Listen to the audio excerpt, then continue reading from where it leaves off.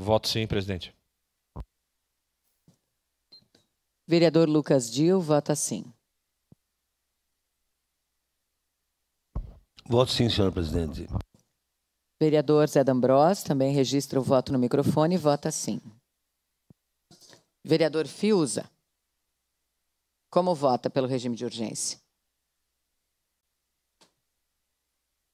Vota sim.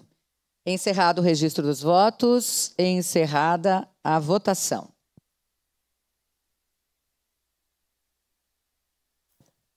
O regime de urgência foi aprovado por unanimidade das vereadoras e vereadores, ausência do vereador Clóvis Xuxa, vereadora Rose Frigeri, vereador Scalco, vereadora Tatiane Frisso, vereador Wagner Petrini.